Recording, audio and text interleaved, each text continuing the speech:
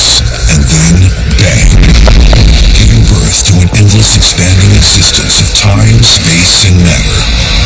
Every day, new discoveries are unlocking the mysterious, the mind-blowing, the deadly secrets of a place we call the universe.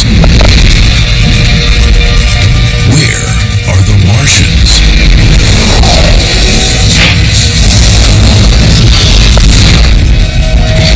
On the red planet's poison-packed surface?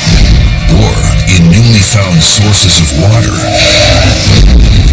Did Martian life survive an apocalyptic attack? Are Martians microbial?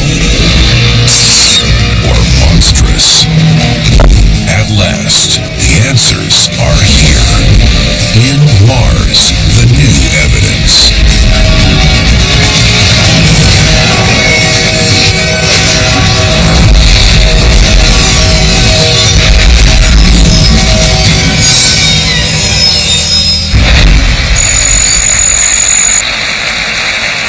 I believe we can send humans to orbit Mars and return them safely to Earth. And a landing on Mars will follow. When we land on Mars, there may be billions of Martians waiting for us.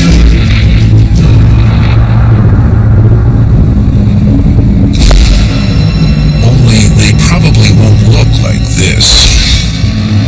Or this. But like this.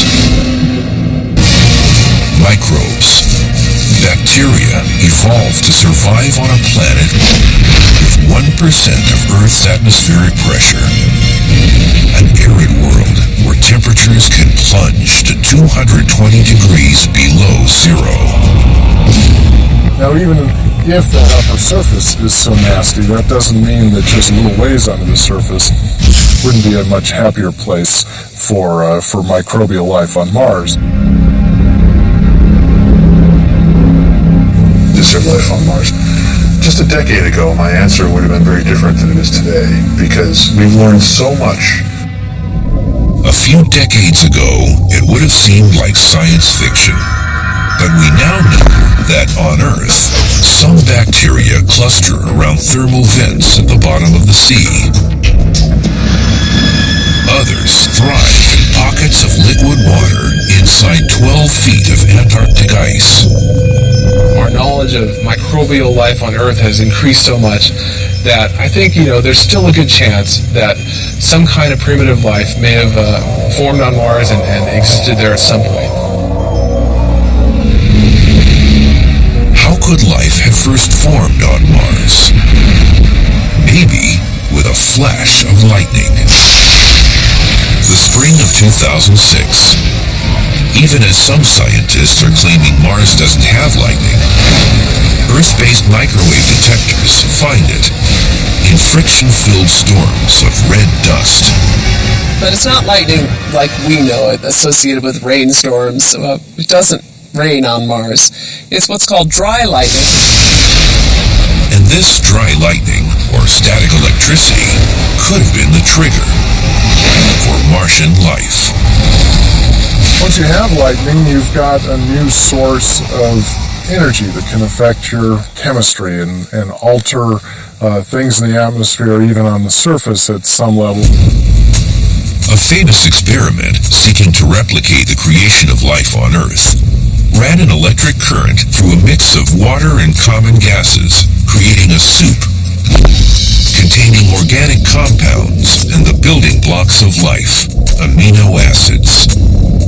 By hitting things with electrical discharges, you can not necessarily generate life, but maybe make the preconditions for life. But did dry lightning help jumpstart life on Mars? Or did it kill the chance for any life at all? Lightning on Mars could create things like hydrogen peroxide, which could then lead to other chemicals that would destroy organic material and sterilize the surface. Life-giving jumper cable or fatal electric chair? The jury is still out on what dust storm lightning has done to Mars. always happens with Mars is about the time we think we understand it, we discover new things that make us realize we still have a lot of mysteries to solve. So how do you find bacteria, too small to be seen, living under the surface of a planet 48 million miles away? The life that's most likely to be prolific, the life that you'd find the most number of organisms, if they did exist, is the one that's hardest to find of all. Like climbers, scientists look for life on Mars by making connections, linking this observation to that deduction, hoping the evidence leads in the right direction. And if the facts aren't there, you start over. It's hard to look for life, so the mission designers have said, well, let's first figure out if there are habitable places, if there are places that would be friendly to life. And the key element for life as we know it is water. On Earth, liquid water is required for life. Even if it's a small pocket in the heart of a glacier, you still need the fluid nature of water for the processes of life to take place. According to early space probe photos, Mars was just a dead red rock. Its thin atmosphere was mostly carbon dioxide. And so it seemed were the polar ice caps. You know, in the 70s, we might have expected that there was no possible water or life on Mars. The picture is much different today. In the 21st century, more advanced space probes have revealed that a lot of the earlier information was wrong. It turns out there's about 100 times as much H2O in Mars polar ice caps as in all 5 of North America's Great Lakes. So even in the polar caps today, there's probably enough water to cover the surface, about 20 or 30 feet deep. But it's really not about whether we think there's water on Mars, but whether there's liquid water on Mars. That's the key question, because even microbial life could not have evolved on Mars unless there was liquid water early in the planet's history. In order to find liquid water on Mars, we actually look in a whole variety of ways. From 1997 through 2006, NASA's Mars Global Surveyor searches for water-based minerals using a highly sensitive spectrometer. Every chemical element has a particular signature associated with it, a sort of fingerprint. And when light interacts with it, it re-emits that light in a very specific way that's characteristic to that given element. And so that's telling you what things are made of by just looking at the light they emit. It's similar to the way the human ear can pick out specific vibrations. Some notes boom out. Other notes are not so loud. In much the same way, spectroscopists are interested in selecting out those particular lines. The Surveyor spacecraft hit spectrographic pay dirt. Hematite, a combination of iron and oxygen. Hematite shows that ancient Mars could have had flowing water, because the mineral is also found on Earth, in environments that once interacted with liquid water. These round rocks from Utah, they formed in a sandstone by fluid water flowing inside the pores of the rock and moving iron around so that the iron actually cements together these little spheres. And the ones on Mars are quite a bit smaller than these, but they're thought to form the same way. The Surveyor's mission is over, but today 5 probes are taking pictures and measurements of Mars. Europe's Mars Express circumnavigates the equator. NASA's Mars Odyssey and the more recent Mars Reconnaissance Orbiter, or MRO, soar over the poles. Meanwhile, two robot rovers explore the surface, seeking evidence of ancient water in the rocks. Spirit is in a very hilly, rocky, dusty, rugged kind of place. It's very sort of reddish and bright when you see the pictures from that rover. Opportunity on the other side of the planet is in a very flat place, darker, more kind of a chocolatey brown color than a reddish color. In the spring of 2008, the 5 probes are joined by a 6th.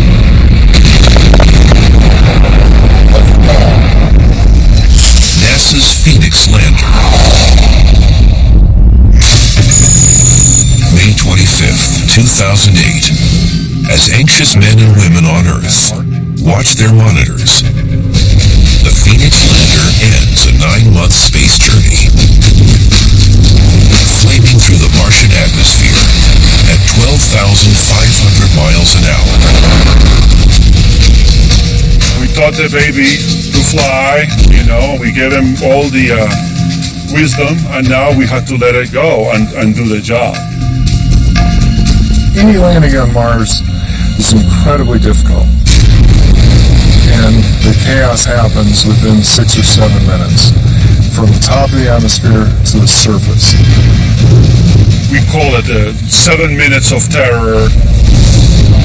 That's how much time Phoenix has to cut its descent speed from 12,500 miles an hour to 5. If not, Mars will have one more impact crater. Years of effort is being tested whether it's going to happen or not. The parachute deploys. Caught live by the Mars Reconnaissance Orbiter.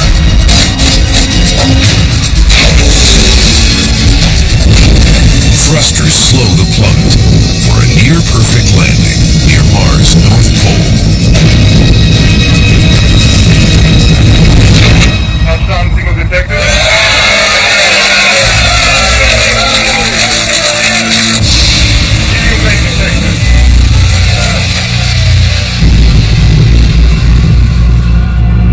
Phoenix will search for frozen water under the surface. But has it already found more than was expected? A photograph of one of the lander legs seems to show something that should not be there.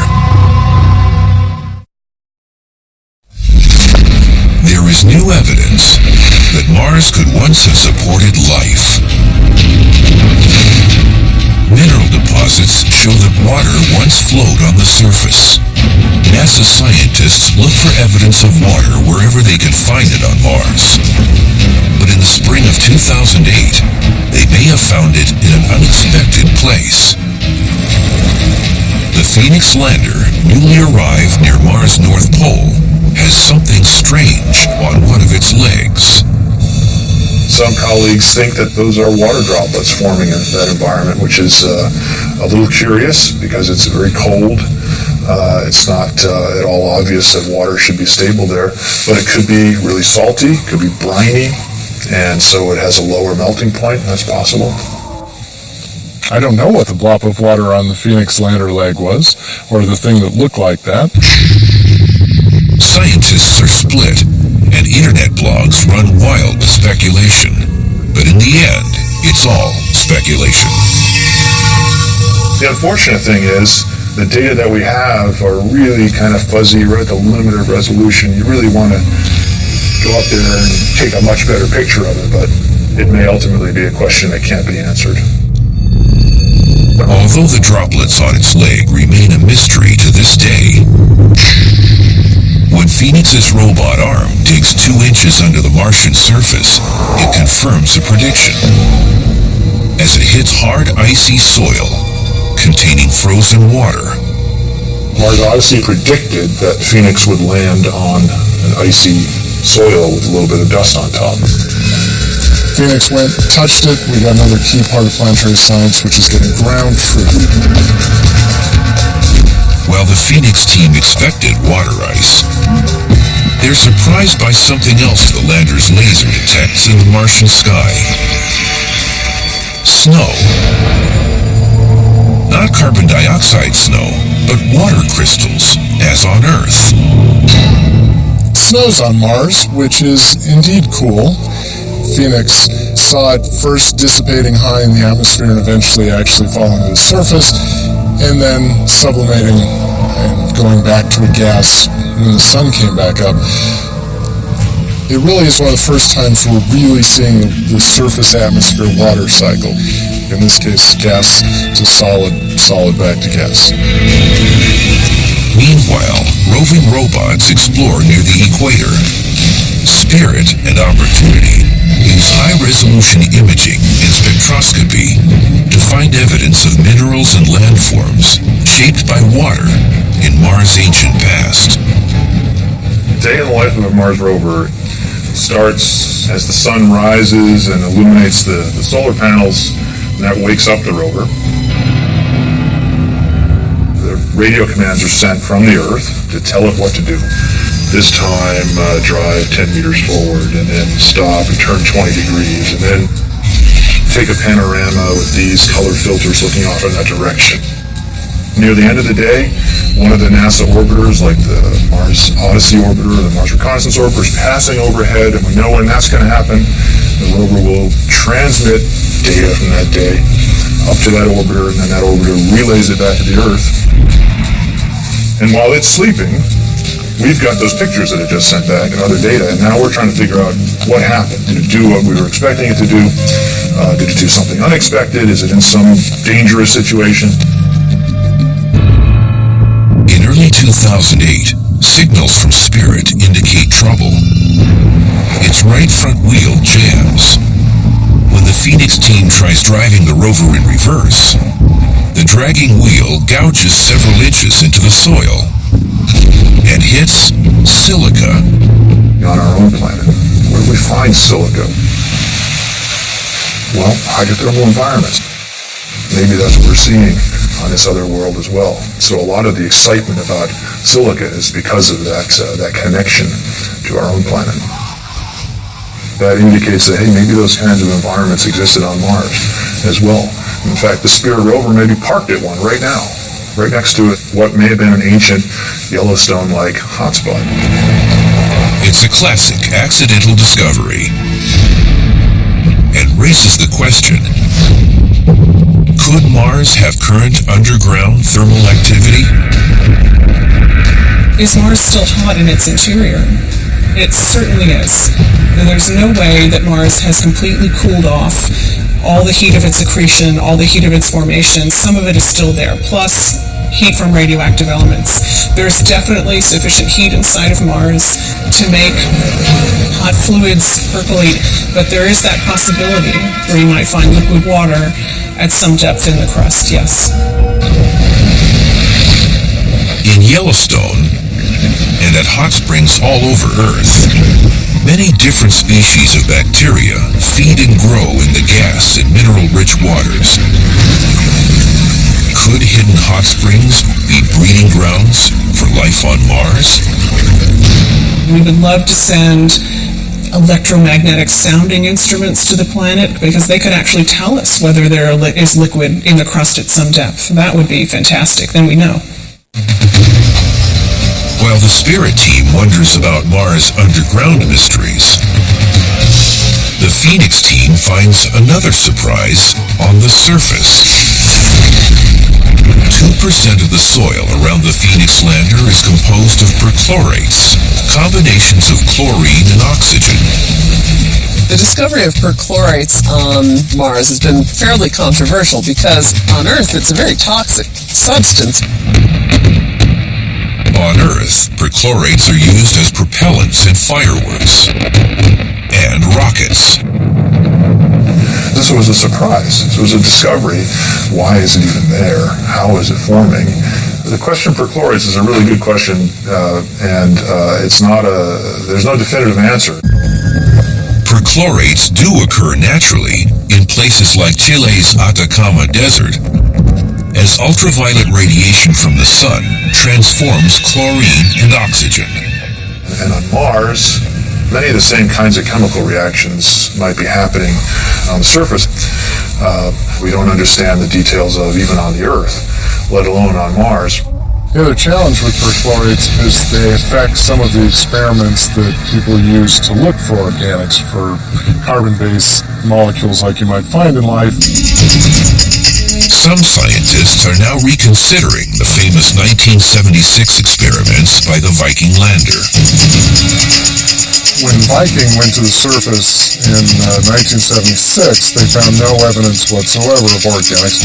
One of the recent theories that's being bandied about, it is that if you did have perchlorates in the soil, that those might have actually broken down the organics in the same process you were using to try to detect them as you heated the soil up. Perchlorates may have destroyed organic materials in the Viking experiment. And on Earth, they're a key poison in many chemical runoffs. But perchlorates are also power sources for certain bacteria. Bacteria actually used to eat toxic wastes. And in terms of life, it's a good news, bad news thing. While microbes might feed on the toxic soil, it could be deadly for humans on Mars. We don't know how that perchlorate compound might be changing the surface. The surface might be in some kind of a superoxidated state that could ultimately prove to be, for example, corrosive to astronaut suits. One thing is certain. After 5 months of exploration, Phoenix's mission is threatened by a dust storm sweeping across the Martian plains, burying everything in its path. In a storm so fierce, the Phoenix lander is doomed.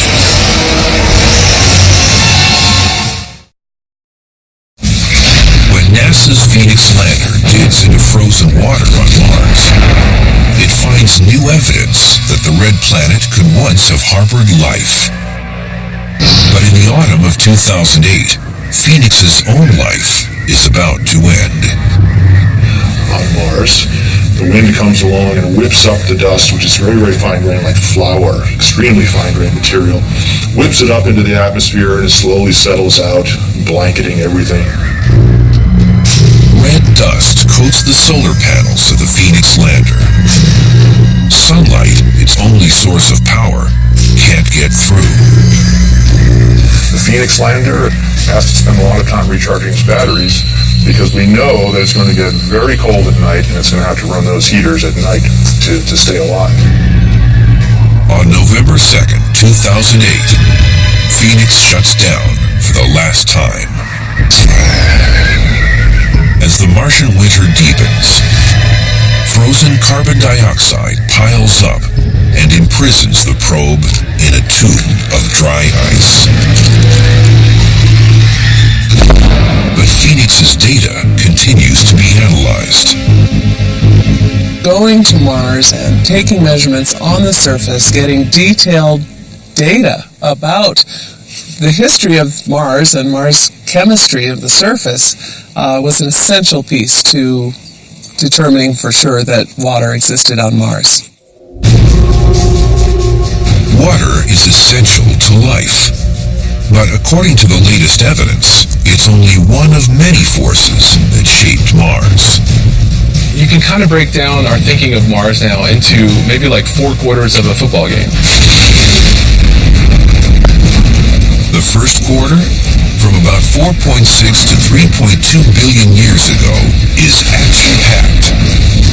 Mars forms along with the other planets as swirling gas and debris combine and cool into a rocky world. Then, Mars is bombarded and scarred by meteoroids. There was was a lot of cratering going on, and then towards the end of that period, there was a lot of geologic features that suggest that there was water flowing on the surface. That new evidence includes this series of ridges, photographed in 2009 by NASA's Mars Reconnaissance Orbiter. It's the first definitive lakeshore discovered on Mars. The remains of a lake the size of North America's Lake Champlain. Every piece of evidence about the presence and the history of water on Mars is so important to determining whether we might be alone in the universe.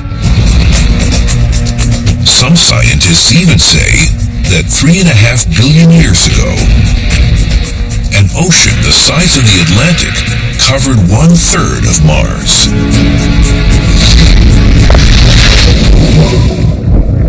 Maybe with enough time and enough water, life formed on Mars as well. As the first quarter of Mars history ends, the second starts with a bang, as volcanoes reshape the planet. There was significant volcanic activity. Olympus Mons is the biggest volcano in the solar system. So we know there were big volcanoes in the past. Mars is blanketed with black volcanic basalt, like the basalt found around Hawaiian volcanoes. And the chemicals released from volcanoes, including sulfur, mix with the water that was left and make things acidic, kind of like acid rain on Earth and that sort of thing. At the same time, the atmosphere seems to be shrinking and water becoming more scarce and less stable on the surface. The loss of Mars' atmosphere meant that liquid water could no longer exist on its surface. Water exists on the surface of the Earth only because of the atmospheric pressure pushing down on it. Whatever water is on Mars evaporates or freezes. In the third quarter of its history, Mars probably begins turning red from ferrous oxide. Rust in the dust. Take a fresh volcanic rock in Hawaii or Iceland and let it sit out in the Earth's atmosphere, and it's going to turn red and brown over time. It's going to oxidize. Same kind of thing could have happened on Mars. In its final quarter, Mars goes into a deep freeze. From around 100 million until 2 million years ago, large glaciers form and carve out new patterns in basins and craters. From a warmer, wetter planet to a cold, dry world. Mars in a nutshell, according to recent evidence. It had a thicker atmosphere, it had water, it may have had rain, it has snow, it has all kinds of things that are familiar to us. And it's just fascinating to think that we can go back in time with these missions and study an early sort of Earth-like Mars that's now gone. But while there's strong evidence for past water on Mars, these 2009 satellite pictures seem to show something impossible. Flowing liquid water on the surface. There could be events when water that has been kept subsurface or frozen comes gushing out and runs down the walls of these craters. This is one of the most exciting things in the past decade, is seeing those pictures of the gullies, because when I grew up, I was taught that there's no way liquid water could be stable on Mars today. And this kind of flies in the face of the physics, right? And that's kind of exciting, because it means that we might have something wrong. The initial announcement of finding them proposed that ice was melting or an aquifer coming up. There's a whole different set of theories and recent study that it could be from carbon dioxide, the dry ice going to a gas, and then that gas basically doing a gas lubrication of the sand that's flowing down. And frankly, it's still in the midst of exploratory science right now. And some of these marks have been shown to be dust flows. I hope not all of them. I'd like them to be water. From ancient oceans to yesterday's flowing gully, the search for water and life on Mars is an ongoing quest. A quest that, like a climber's path along an unfamiliar course, is filled with false starts and unexpected detours. That's what happens when this photograph, taken near the Martian equator, reminds a lot of people of this. Could Mars once have supported life?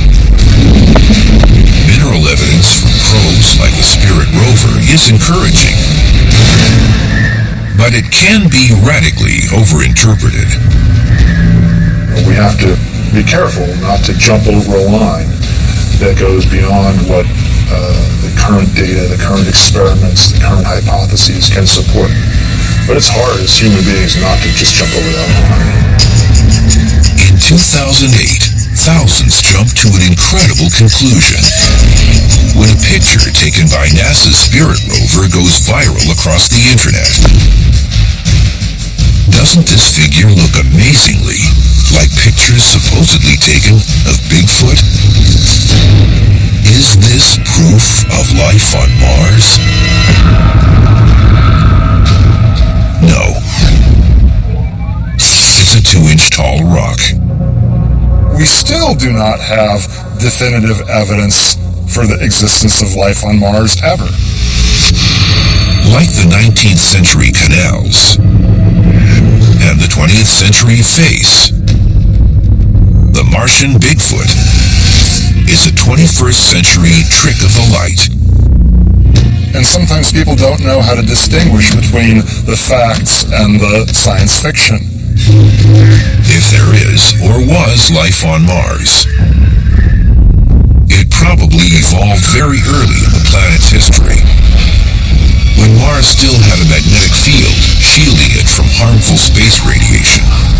The evidence that Mars used to have a magnetic field lies in the crustal rocks. Most of the crustal rocks have a magnetic field frozen in when they solidify. These magnetic rocks, scattered across the red planet, give Mars its own version of Earth's northern lights, as discovered in 2008, although it may not register as visible light to human eyes. On Earth, when charged particles from the sun get trapped in Earth's field lines and smack into the atmosphere, they cause the atmosphere to gain energy and then emit a glow. The European spacecraft Mars Express recently detected aurora on Mars, and what's actually happening there is that there are charged particles streaming down magnetic field lines being made by remnant magnetization in the crust. But how did Mars lose its magnetic field? One theory, a little less than 4 billion years ago, as Mars cools, its molten iron core solidifies and stops turning. The motions within the core weren't sufficient to generate an electric current producing a magnetic field. But there is also a faster and far more violent hypothesis. Another more recent idea that's pretty controversial is that Mars had one or more fairly large moons that were actually captured satellites. And those moons tidally heated the interior and kept it molten, allowing currents to be generated and thus producing a magnetic field. Now, if a 500 million years after Mars's formation, those moons crashed into the planet, that could have destroyed the magnetic field. For most scientists, the pieces of the impact theory don't fit. Could satellites large enough to do such damage lose enough inertial energy to be captured in the first place? This idea that Mars had moons that crashed into it within the first 500 million years is pretty unlikely. but it's not completely impossible. Questions about Mars' magnetic field and the search for life intersect here. In the Martian meteorite ALH 84001. In 1996, some scientists say it contains fossilized Martian microbes. More scientists say the objects are non-biological. All the time since then, people have been working on this poor little potato-sized meteorite, extracting more and more information. But there's actually some new results being presented. In April 2010, researchers with new radiometric tools announced that earlier estimates of the meteorite's age are wrong. It's actually younger by 500 million years than we thought, roughly. The older date had placed the rock at a time when Mars was still solidifying, maybe too early for even microbes to have evolved. The new date places the meteorite at just under 4.1 billion years old. That, of course, is the time 4.1 billion years ago when, if you thought Mars was habitable, that would be the time you would choose. Because we think there was water flowing on the surface, and it was warmer, and there's a thick atmosphere. But how can a meteorite from Mars end up on Earth? That's what Christina M. from Dallas, Texas wanted to ask the universe when she texted us, what makes part of one planet fly off and land on another? Great question, Christina. We've actually found meteorites here on Earth that are undeniably from Mars. There's about 50 of them known. Well, what we think happens is that asteroids occasionally slam into Mars and throw chunks of rock out into space, and Earth's gravity can also pull them in. So they land here, and we find them, and in this way we can actually study pieces of Mars here on Earth. In 2010, NASA announces that more advanced electron microscopy of ALH 84001 reveals new details of iron oxide crystals called magnetite, a mineral within its own magnetic field that on Earth can be created by certain ocean-dwelling bacteria. Bacteria here on Earth have figured out how to grow magnetite crystals in their own bodies that help them to orient to the Earth's magnetic field in order to help them swim in the ocean and orient while feeding. Are the crystals in ALH 84001 fossilized magnetite created by Martian bacteria to help them hunt and feed in an ancient ocean when Mars still had its magnetic field more than 4 billion years ago?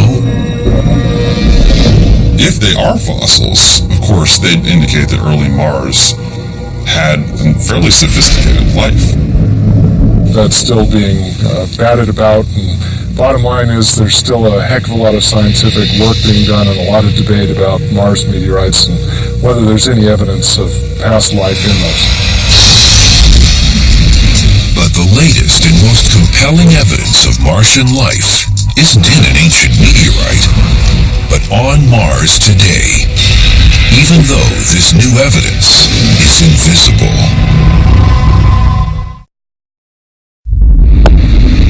For years, scientists looking for life on Mars have followed the water, but there may be something to follow that's even more dramatic. Between 1999 and 2009, spectrographic observations of Mars detect a combination of carbon and hydrogen called methane gas. The discovery of methane on Mars, in Mars' atmosphere, was a real surprise to people. Plumes of the gas seem to be coming from a few hotspots during the Martian summer. The trouble is, there shouldn't be any methane on Mars. On Mars, even just the presence of methane is a little bit mysterious because it breaks down. On Earth, the unstable methane molecule disintegrates after about 300 years. Mars, high doses of ultraviolet radiation and perhaps the newly discovered dry lightning in the thin, dusty Martian atmosphere break the methane down in just a few months. And so if you see it there, it means there must be something resupplying it. Even though it's being broken down, it's getting resupplied. Where's the Martian methane coming from? On Earth, volcanoes produce vast amounts of methane. But even though Mars has Olympus Mons, the largest volcano in the solar system, it hasn't erupted for millions of years. So what are the other choices? Methane can be produced underground when basaltic rock gets turned into a mineral called serpentine, and that releases methane, and that methane can seep up through the ground and come out of the atmosphere. But this process requires hot liquid water, which hasn't yet been found on or within Mars. Could be volcanoes, which we don't know to be active on Mars, so that would be interesting. Could be some subsurface chemistry with liquid water, which we don't know to be on Mars, so it would be interesting. Or it could be due to biology. On Earth, 90% of methane comes from bacteria in animals and plants. Is the Martian methane coming from underground colonies of bacteria? The discovery of methane on Mars led to headlines of us having definitively found evidence for life on Mars. And entire chat rooms were set up to discuss these various creatures. But in fact, though the discovery of methane is interesting, it doesn't mean that we've found creatures wandering around on Mars. Maybe it is life. It's an arrow to something, and maybe the thing at the end of the arrow is life. The search for the source of Martian methane has become a priority for explorers and is on the mission list for the next rover to be sent to Mars. So we're looking at a so-called test bed version of the Mars Science Laboratory rover.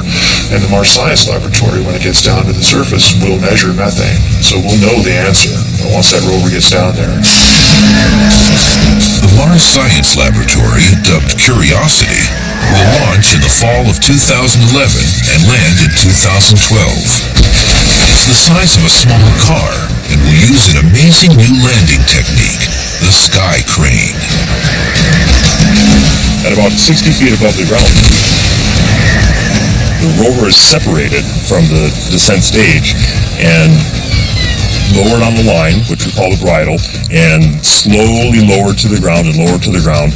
When the rover's wheels touch down on the ground, the descent stage detects that, it cuts those lines, and then it flies away, and it crashes safely far away, and the rover is on the ground on its wheels, ready to go do its job.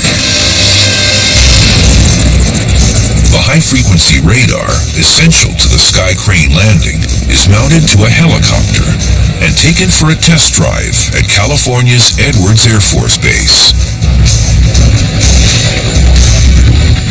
Coming down on Mars, we do a bunch of simulations and analysis to go ahead and give us bounds of what we expect to see in terms of descent angles, in terms of attitude rates on the parachute.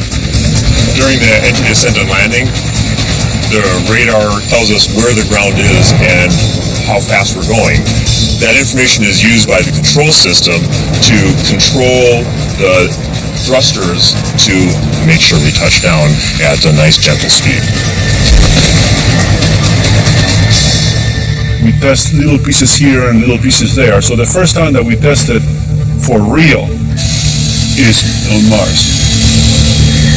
The key objective of the Mars Science Laboratory is to search for signs of ancient habitats. And so the rover will rove up to areas that had been soaked in water in the past and may have trapped organics. So if we find those kind of layers, we can go up to that kind of a rock and we can drill into it and take the material from inside the rock and tell with a lot of precision what the rock is composed of and whether there's organics in there. The Mars Science Laboratory will be one more link in a chain of exploration to understand that bright red dot in the dark night sky. put together all the new evidence, and it adds up to the need for more evidence. We don't know how the magnetic field was lost. We don't know exactly how the atmosphere was lost. We don't know where all the water went. We don't know whether the methane is produced by life or just regular abiotic chemical reactions. But maybe questions that baffled the 19th and 20th centuries will be answered in the 21st. I asked 5 other Mars scientists, what percentage chance would each of you give that life ever formed on Mars? 4 of us thought it was maybe greater than 90% chance that there had been at some time, and maybe now, life on Mars. And 2 of us thought it was less than 15%. And the follow-on question then is, if you think that there's less than 15% chance, is it really worth going to look for it? And the answer was immediately, absolutely. I don't think that rovers and landers and orbiters are going to find life on Mars. My personal opinion, I think it's going to take people. I think there will come a day when people go to Mars, digging and drilling and thinking and just going with context and gut feel and putting the pieces of a very complicated puzzle together. I'm optimistic.